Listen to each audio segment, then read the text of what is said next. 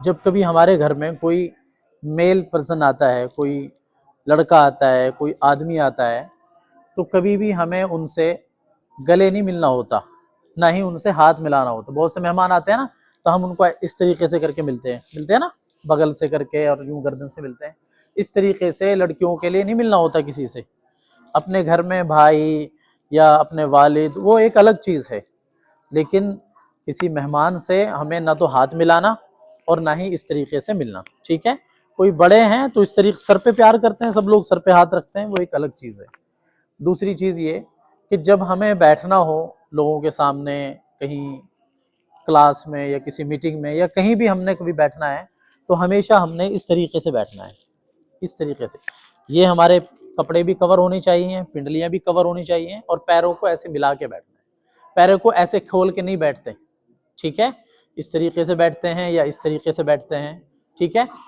اور اسی طریقے سے جب کبھی ہمیں اٹھنا ہوتا ہے، کہیں بیٹھے ہیں ہم، تو جب کبھی اٹھنا ہو تو اپنے کپڑوں کو ایسے صحیح کرنا ہوتا، آگے سے بھی پیچھے سے بھی، ٹھیک ہے؟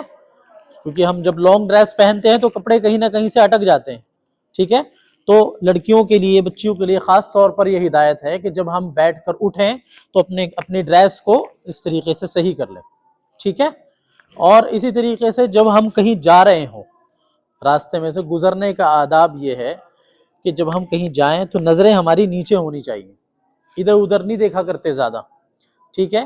دوسری چیز، کہیں ہم نکل رہے ہوں، وہاں دو چار لڑکے، راستے میں کوئی چیز گر گئی ہے یا ہمیں کوئی چیز اٹھانی ہے یا لوگوں کے سامنے کوئی چیز ہم اٹھا کے رکھ رہے ہیں، تو ہمیشہ جو ہمارا دوپٹہ ہوتا ہے اس کو کور کر کر اس طریقے سے بیٹھ کر پھر وہ چیز اٹھانی ہوتی ہے، ڈائریکٹ ایسے نہیں جھک کے اٹھایا کرتے، ٹھیک ہے؟